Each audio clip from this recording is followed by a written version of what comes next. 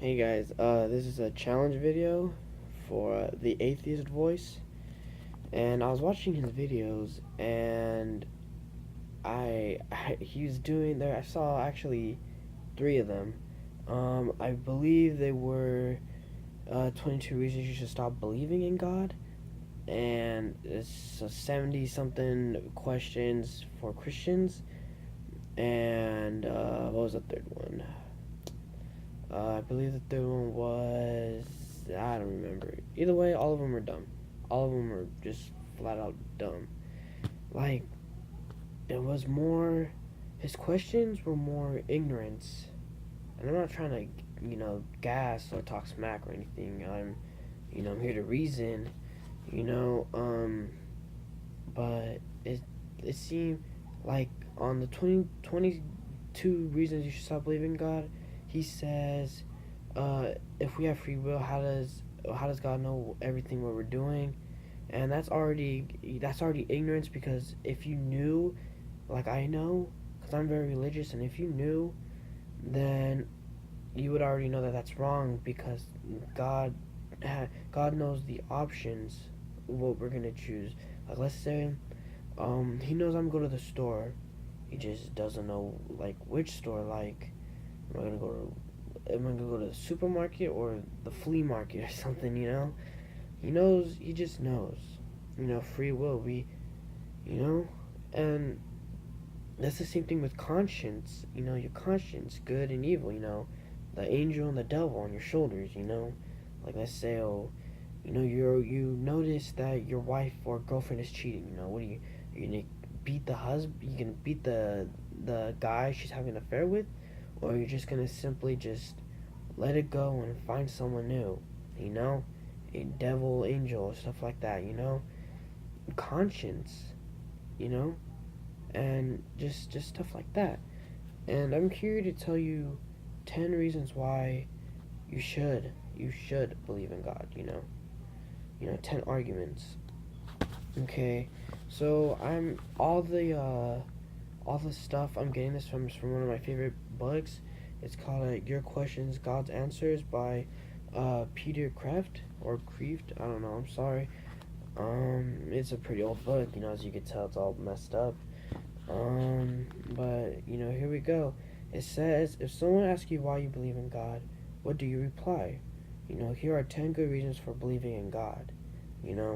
The first cause argument, excuse me, is the universe is a series of causes, like an enormous, complicated set of dominoes, one knocking another down. If nothing moved the first one, the first domino, then the whole chain of dominoes could not move. If there's no first cause, there can't be a second, a third, and a fourth. And okay, it's a mystery, because that's a mystery most scientists cannot explain. And I'm not gonna lie, there is, then who created God? If he created everything, who created him, or how did he exist? And that's just, I'm not gonna lie, that's just, mystery that we don't know either. Us religious people, we don't know either.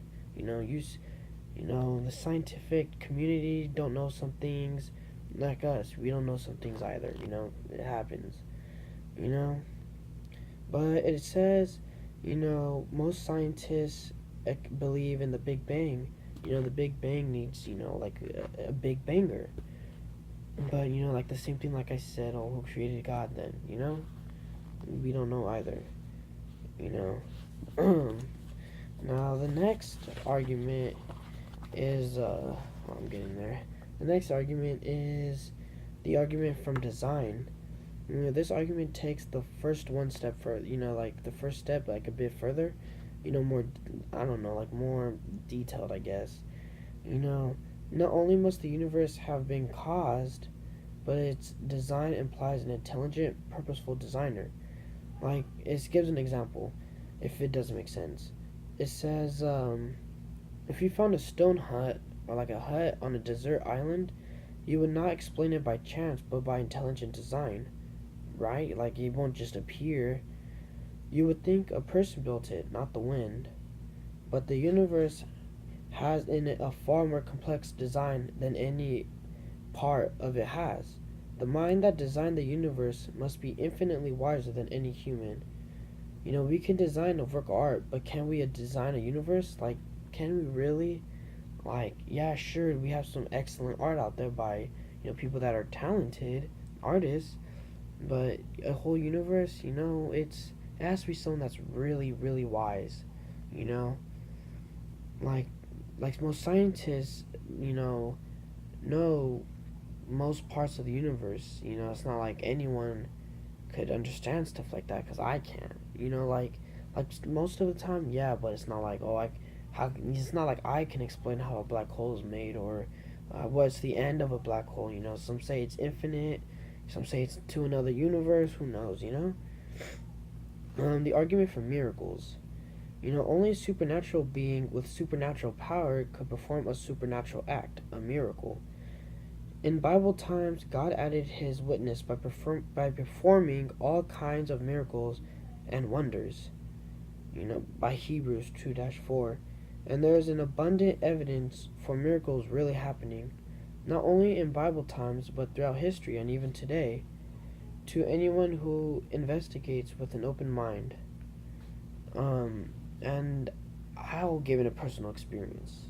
I remember one time I was watching the news, and this was in Mexico, where a doll of Jesus when he was a baby was was tearing blood. Blood was coming out of its eyes. And it's like, how could something like that happen? Or I know this one's might be a coincidence, but it's a very like a lightning strike hitting a statue of Jesus is somewhere in Central America. Like, sure, it could happen by chance, but that's a pretty big, um, like something like that can't just happen. Sure, it might, but really, like the coincidence of a thunder strike. I mean, not a lightning strike. And the argument of conscience. What I was talking about earlier. Everyone knows, he ought always to obey his conscience, no matter what. Even unbelievers have a conscience. And conscience speaks with absolute authority. It is not like the rules of a game. And like if you're a really good person, you're not gonna go rob a bank out of nowhere. And even if you do, you're obviously gonna think twice about it. Like, oh, why would I do that? Like, why do you think parents tell their kids to do good things? To, like, oh, get good grades, do good. And it's unfortunate that, yeah, sometimes there are parents out there that don't really support their kids in school, don't really support them in life, but it's just, like, it's unfortunately that does happen. But you just always, you have a conscience. And who knows, like, how would we know that good is that good is bad and bad is good? Like, what if good is really bad and bad is really good? It's hard to explain. Like, you have to, like, really think about it. Like it says right here. Now, where did this absolute authority come from? Exactly, where did it come from? It just can't happen out of nowhere. You know, nothing in us is absolute. So how could we be the absolute? How could we be the author of a conscience, right? Society is only more creatures like ourselves. Adding billions of only relative authorities still does not give you an absolute authority. Only an absolute will explain the absolute authority of conscience.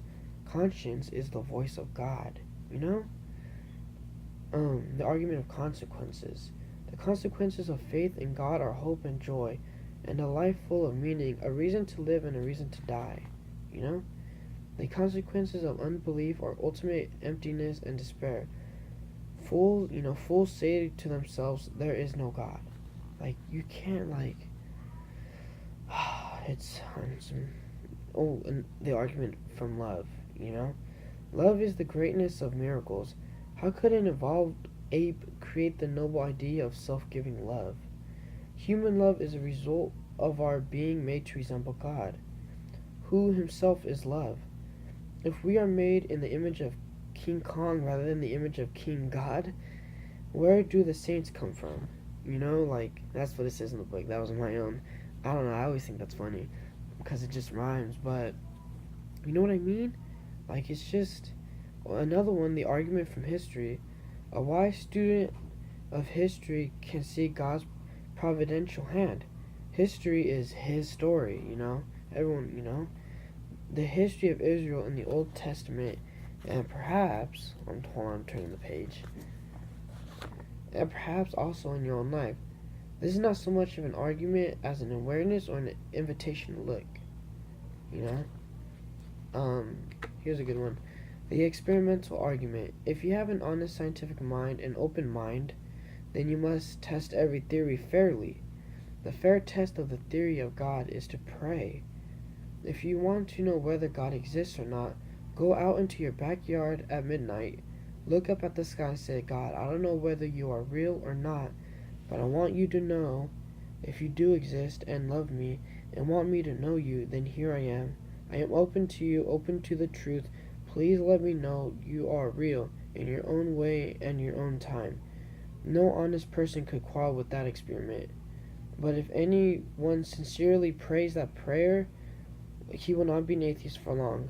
You have to really, and if you are going to do that, you have to really, really pray with all your heart and all your mind. You have to really, really mean it. You can't just be like, oh yeah, whatever, I don't care. You have to really mean that question. You know? It says in the Bible, anyone who seeks will find. You know, you have to really, really look. You know? The argument from beauty. I know, it says right, it says this. I know 3 ex-atheists who have told me, independently of each other, that the main reason they decided to believe in God was the music of Johann Sebastian Bach.